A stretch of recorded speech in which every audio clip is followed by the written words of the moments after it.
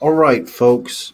Today we are going to go over some cold messaging blunders that were sourced and curated by my friends over at automated.af by my good friend Alex Glenn. He runs that community, and a lot of us are in the business of crafting cold outreach campaigns. And so, whenever we receive a bad cold email, we like to analyze, correct it, and see how it could be done better in the future. We're not like they say. I'll send you the link to this PDF, and we're going to go over another one that's just focused on LinkedIn messages, which there are a few in here, but their goal is not to embarrass anyone. They just want to help people get better. And so they've done a decent job of blurring out things. I've actually copied and pasted the message themselves just because it's less work.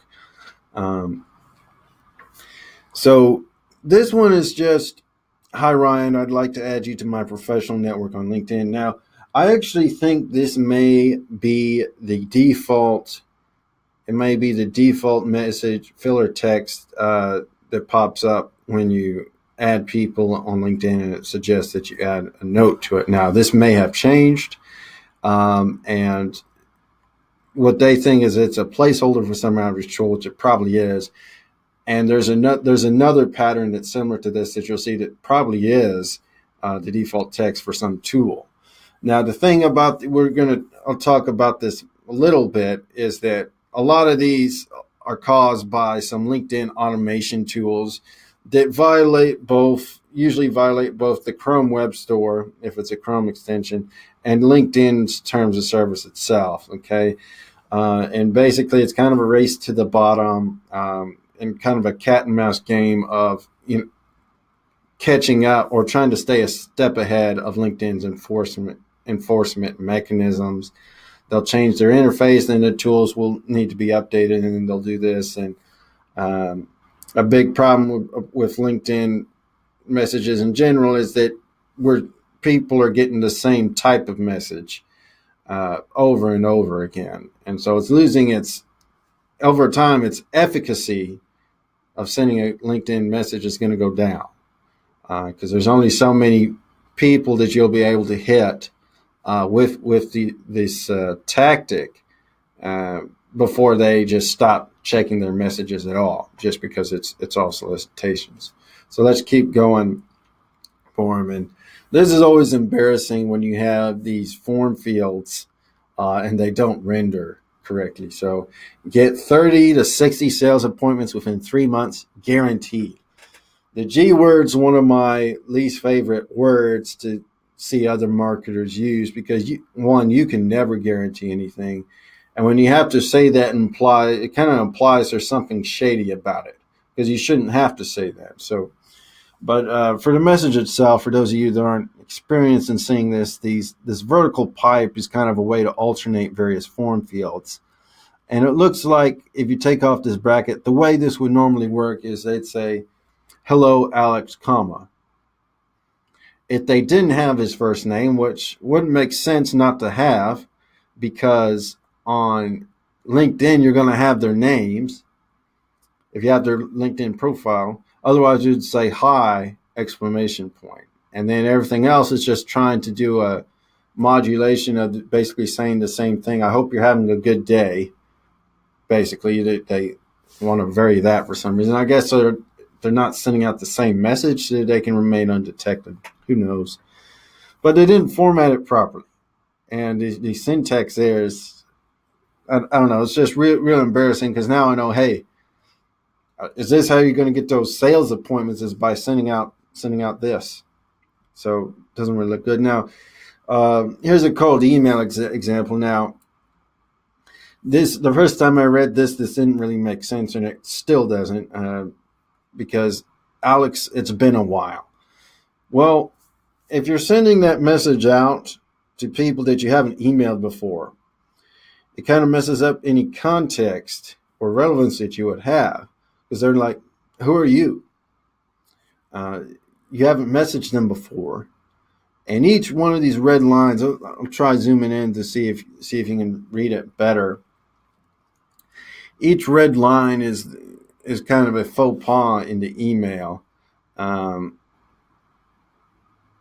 so when you say many of you, that's a dead giveaway that he's in a blast and not a personal email, which, depending on how you do your email marketing, for those that opt in, may not be a problem. But when you're trying to do this, it defeats the purpose. And a lot of this is, I think he's getting a new job and he's doing this. He's saying, hey, this is what I do now, but there's a better way to communicate that. So just make sure that you segment any list like that so that you can have some relevant context to what's going on. So they send a message, and then 2 weeks later, got a text from one of our clients closing 2 of our leads in one day. His business is similar to yours. Then Alex responds, oh yeah, what's my business? And he doesn't answer the question.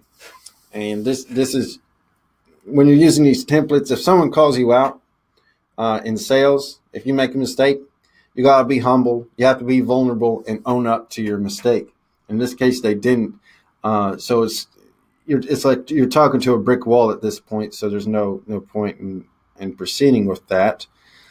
And here's what I was talking about, these patterns. Came across your profile and thought it made sense to connect. I thought it made sense to connect since we are both growth focused in Chicago. So just whatever,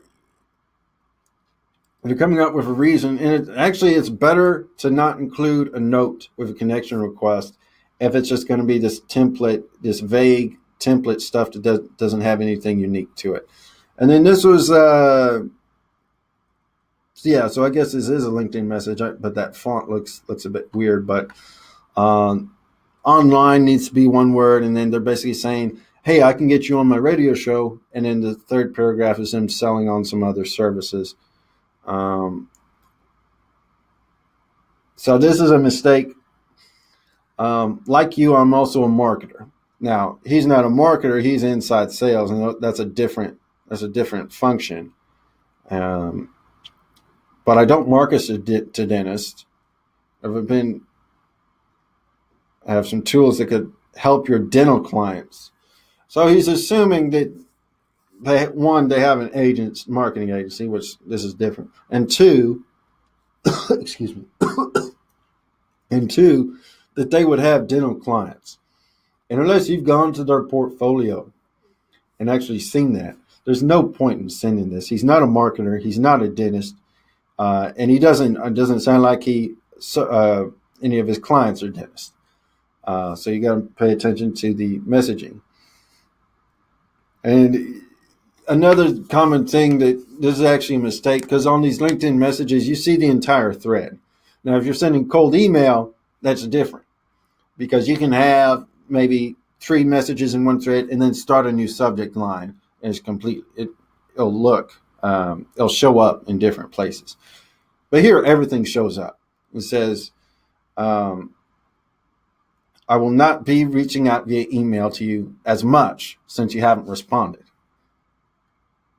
So because you in cold email, you'll have the last part of a sequence be the breakup email, and usually that gets people to respond because they don't want to be rude or something. But in general, it's good to have multiple touch points in sales. Just don't do it on LinkedIn messages.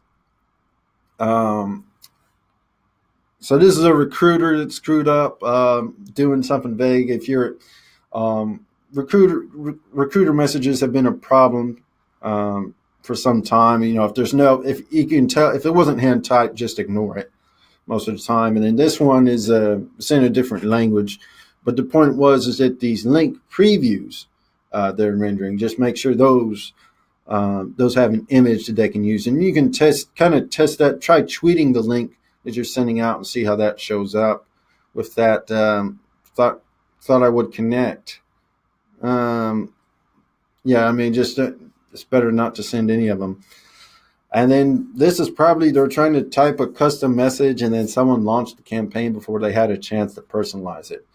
So we'll go over a few other LinkedIn messages that I've been getting in a separate video, but I just wanted to show you this. And you can find this on their website, automated.af if you're interested. Thanks.